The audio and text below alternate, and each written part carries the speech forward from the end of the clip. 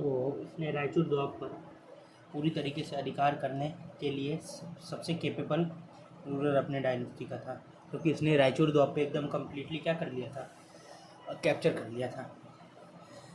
Krishnadevaraya was known by other name like Kannada Rajya and other like name Rama Ramana, Andhra Bhoja and Mooru Ramayan.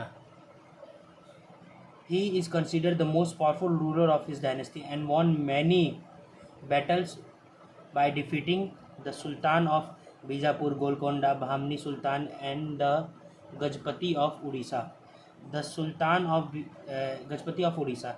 His last battle was the Battle of Raichur, fought 1520, where he secured his fortress at Raichur Dwar from the Abdul Shan of Bijapur.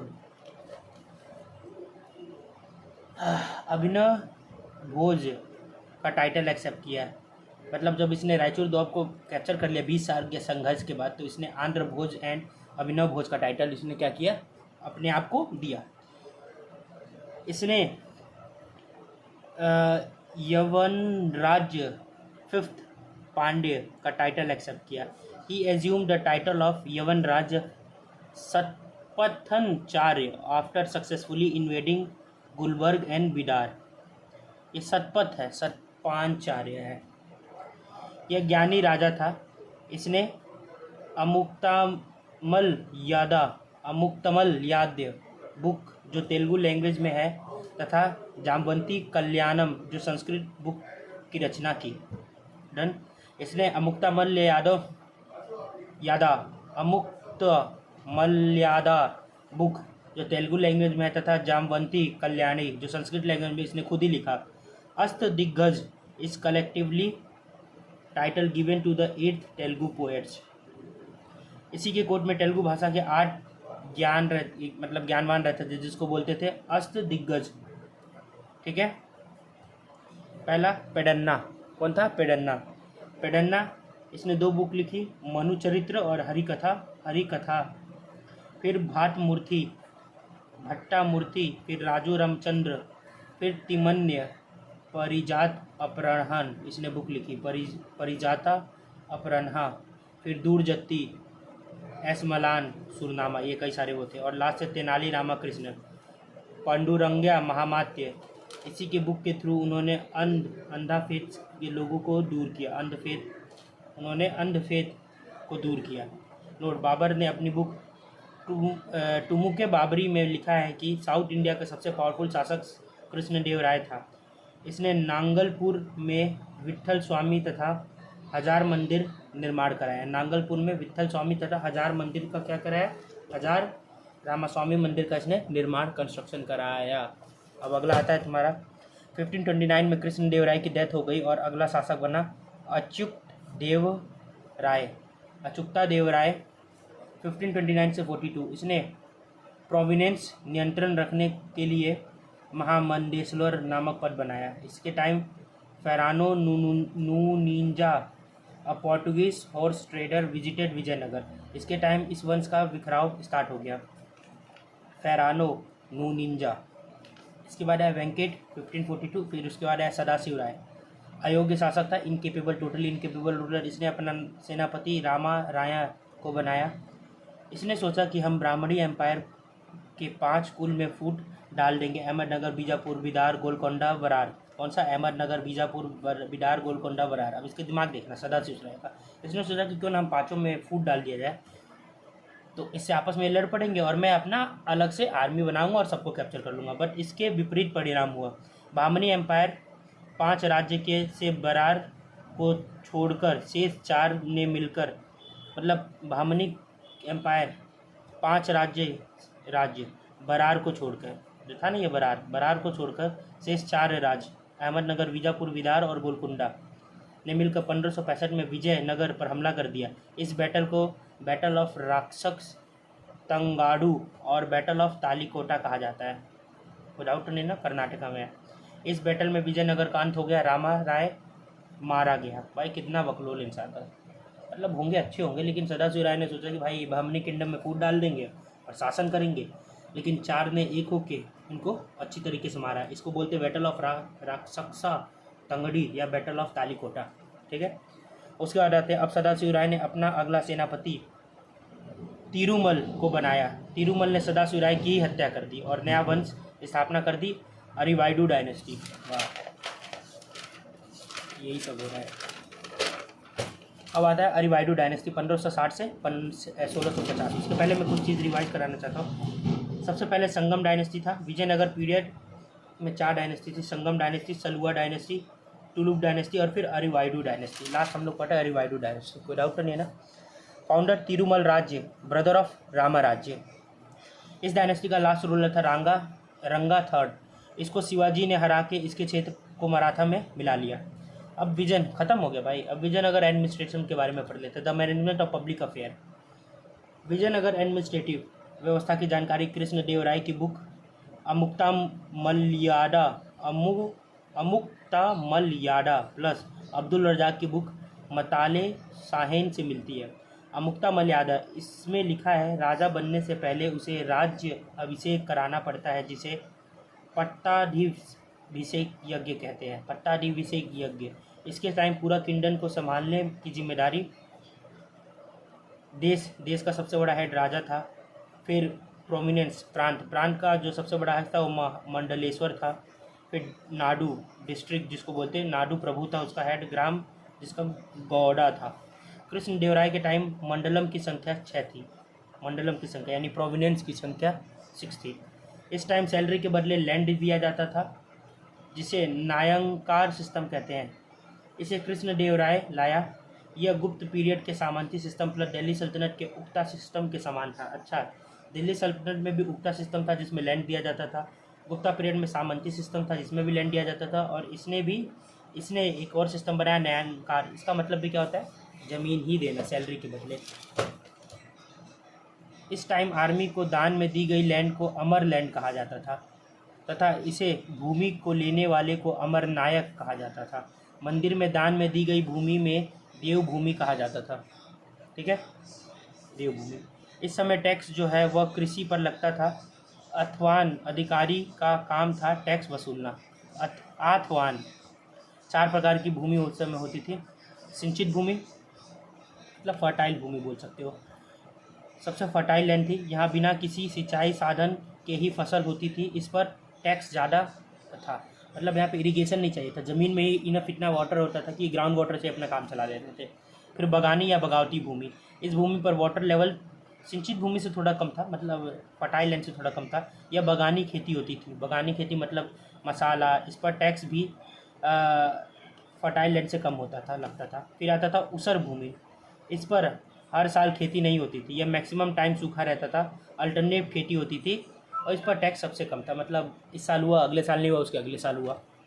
जंगल भूमि, जंगली भूमि, इस land पर ज़्यादातर जंगल ही था, कोई tax नहीं था।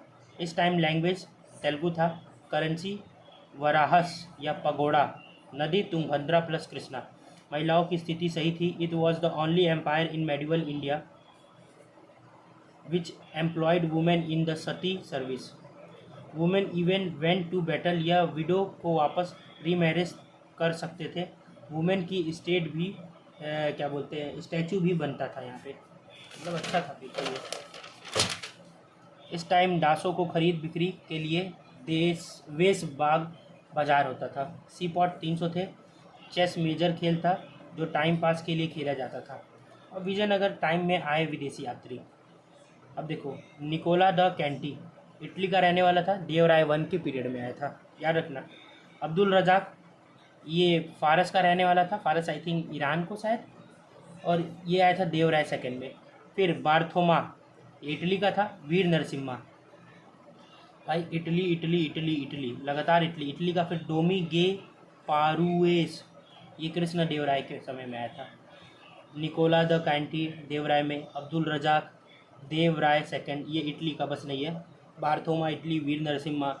डोमिगापेस Italy का कृष्ण देवराय के समय में। नूनीज पोर्टुगीज़ का अच्युत देवराय समय में। बाराबोस पोर्टुगीज़ का कृष्ण देवराय के समय में। डाउट नहीं है ना। अब कुछ हम लोग यहाँ पे शॉर्टकट देख लेते हैं। संगम डायनेस्टी, हरिहर एंड बुका। फिर आए देवराय, फिर देवराय सेकेंड, मल्लिका अर्जुन, फिर वीरूपंचन। संगम डायनेस्टी में मेन जो रूलर थे हरिहर बुक्का, देवराय सेकेंड, मल्लिका अर्जुन, वीरूपंचन। सलुआ डायनेस्टी में सलुआ नरसिम्हा, तिरुमल इमड़ी। फिर तलुआ डायनेस्टी में वीर नरसिम्हन, कृष्ण देवराय, अच्युता देवराय, वेंकटा, फिर सदाशिवराय। और वाइडू डायनेस्टी में तिरुमल रंगा थर्ड। ये सारे डायनेस्टियों के वो थे। अब आते हैं हम लोग बहमनी किंगडम 1347 से 1526। ज़्यादा लंबा तो नहीं था लेकिन ठीक है। ये मोहम्मद बिन तुगलक के टाइम दिल्ली सल्तनत से टूट के 1347 में ही अलग हो गया। इसके फाउंडर अलाउद्दीन हसन बहमान शाह था। He was the also called Hasan Gangu. ये यहाँ था महाराष्ट्र और कर्नाटका के साइड। करेंसी हुड थी इनकी, कैपिटल गुलबर्ग था, लैंग्वेज मराठी बोली जाती थी। यह हिंदू प्लस मुस्लिम दोनों रिलीजियस में आगे चलकर बिना किसी भेदभाव के, यह हिंदू मुस्लिम दोनों रिलीजियस को आगे लेकर चला बिना किसी भेदभाव के। नेक्स्ट रूलर आया मोहम्मद सहवन। अच्छा, ये मुल्लों का था। इसने रायचूर दोआब के लिए युद्ध कर दिया बुक्का वन से और जीत गया। कोई डाउट तो नहीं है ना। नेक्स्ट रूलर आया तजुद्दीन फिरोज शाह। इसने भी रायचूर के लिए युद्ध कर दिया देवराय वन से और जीत लिया। वैवाहिक रिलेशनशिप हो गया इनके बीच में, मैट्रिमोनियल रिलेशनशिप। नेक्स्ट रूलर आया शिहाबुद्दीन अहमद शाह वाली। इतने से इतने दिन तक इसको संत अहमद कहा जाता था। इसने अपना कैपिटल ट्रांसफॉर्म कर लिया गुलबर्ग से बिदार बना लिया। He was an unkind and heartless ruler, change his capital from Gulbarga to Bidar. मतलब ये बहुत क्रूल रूलर था। कौन? शिहाबुद्दीन अहमद शाह अब्दाली। लगी रहे नाम। इस वंश का नेक्स्ट किंग था अलाउद्दीन हुमायूं बना। यह बहुत क्रूएल रूलर था, अतः इसे जालिम हुमायूं कहा जाता था। कौन? अलाउद्दीन हुमायूं। ये कहाँ का था? बहमनी किंगडम, याद रखना। इसमें पीएम का नाम वजीर मोहम्मद गांव था। मोहम्मद यह पात्रों का आदान प्रदान करते थे। कौन? इसके जो पीएम थे, वजीर थे पत्रों का। कहाँ के? ये पत्रों का आदान प्रदान करते थे। इनको पत्र लिखने का शौक था। इनका पत्र संग्रह रियाजुल इंसा कहलाता था। मतलब पत्रों को, ये संग्रह मतलब होता है इकट्ठा करना, कलेक्ट करना। ये लेटर को क्या करते थे? They collect letter called Riyazul इंसा कहलाता था।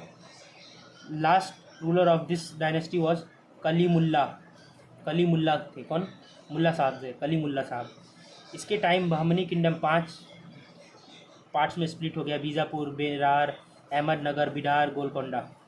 ईयर ऑफ फाउंडेशन और डायनेस्टी और रीजन 1484 में फतोला इमाद शाह। कौन? फतोला इमाद शाह ने इमाद शाही डायनेस्टी फाउंडेशन किया महाराष्ट्र में 1489 में। कब? 1489 में। मतलब इससे लगभग 5, 6, 7, 8, 9 5 साल बाद ही यूसुफ आदिल शाह डायनेस्टी स्थापना की कर्नाटका में। फिर उसके जस्ट 1 साल बाद एक और टूटा। 1590 में मलिक अहमद ने निज़ाम शाही डायनेस्टी स्थापना की, इस्टेब्लिश किया महाराष्ट्र में। उसके जस्ट मतलब 28 साल बाद कुलीब कुतुब शाह, ये इंपॉर्टेंट है, 1518 कुलीब कुतुब शाह ने कुतुब शाही तेलंगाना में अपनी डायनेस्टी बनाई। 1526 से लेकर 27 तक, मतलब इससे कुछ ही दूरी पे अमीर अली बरीड शाही डायनेस्टी कर्नाटका में इन्होंने बनाया। तालिकोटा के युद्ध में, किसके युद्ध में? तालिकोटा के युद्ध में बहमनी के पराजय पार्ट लिए थे बेरार को छोड़कर। एक से तालिकोटा के युद्ध में बहमनी वंश के 4 राज्य पार्ट लिए थे बेरार को छोड़कर। इस वॉर में विजयनगर किंगडम का अंत हो गया। अभी हम लोग पढ़े थे जैसे थोड़ी देर पहले। अभी ये last. Their successors were weak and the Bahmani kingdom disintegrated into a 5 kingdom, namely, अब ये नाम ये था, मतलब यहाँ से ये वाले लाइन को हम लोग पढ़ रहे थे कि इनके जो वो थे सक्सीजर थे वो वीक थे। बीजापुर, बेरार, अहमदनगर, गोलकोंडा, बिरार में स्प्लिट हो गया। इसी को मैं इंग्लिश में लिखा हूँ। Their successor were weak and the Bahmani kingdom disintegrate, मतलब टूट गया, इनटू अ 5 किंगडम, नेमली नाम बता दिया हूँ। अब decline of Bahmani kingdom, why Bahmani kingdom decline हुआ। There was a constant war between Bahmani and Vijayanagar के बीच में लड़ाई। अब लड़ाई होगी तो वॉर होगा तो भैया पैसे खर्च होंगे, सैनिक खर्च होंगे। तो इस कारण से insufficient and weak successor after the Mohammad Shah third, Mohammad Shah third के बाद सक्सीडर अच्छे नहीं थे। God eight